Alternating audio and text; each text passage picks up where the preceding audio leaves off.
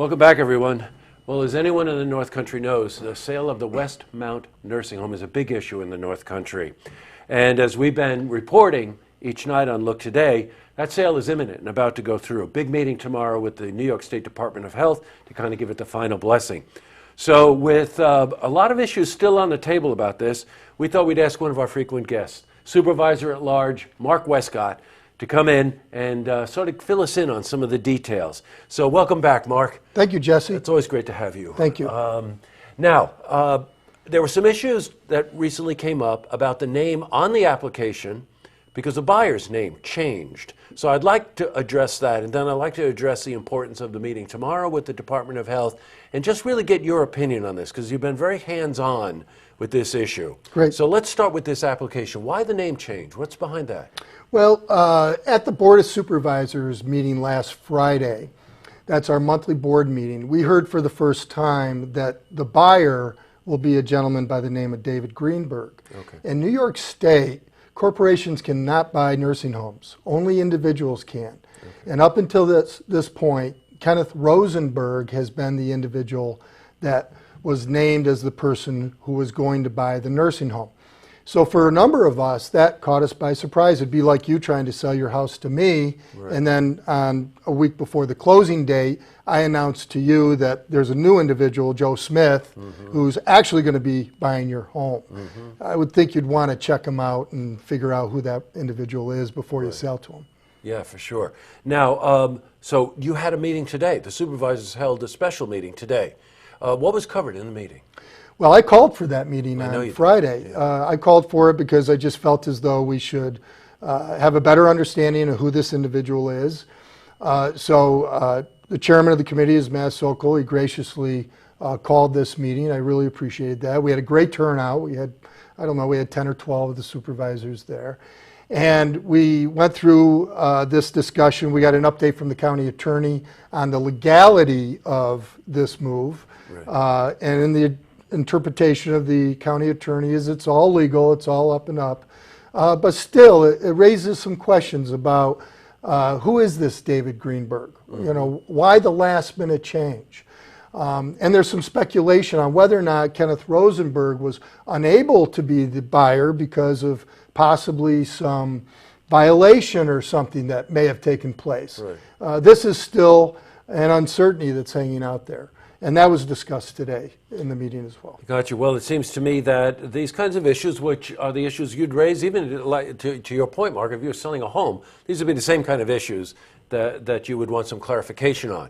So moving into the meeting tomorrow with the Department of Health, were some of these issues answered, or is there a contingency so that any of the questions that are still outstanding at the end of the meeting tomorrow with the Department of Health, you'll still have time to resolve some of these?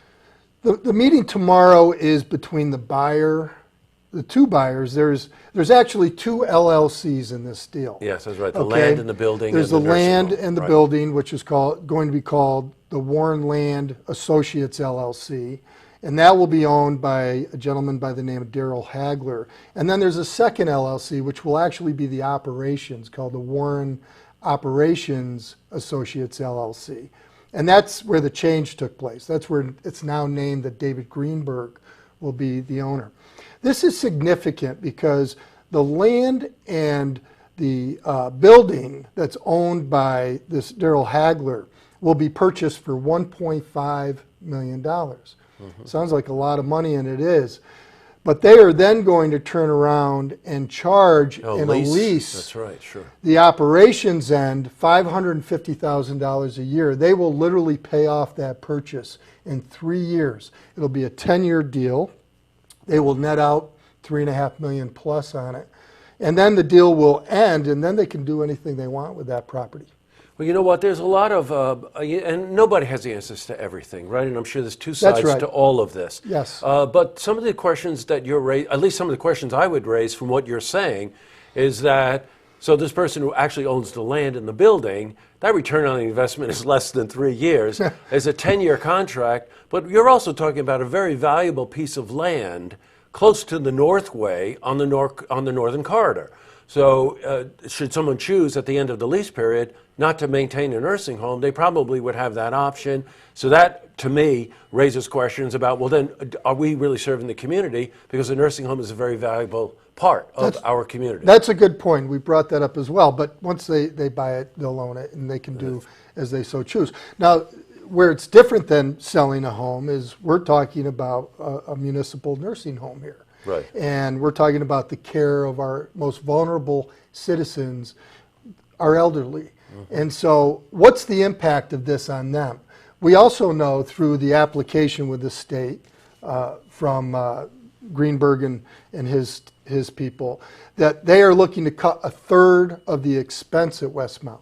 And then you add into that the expensive lease that you're talking about, another $500,000, $550,000. The question we have had, those of us that have opposed this sale to this group in this manner, the question we have is what's going to be the impact on the quality care? And that's the concern. And this group has had a track record of low ratings by the government, and it's another red flag.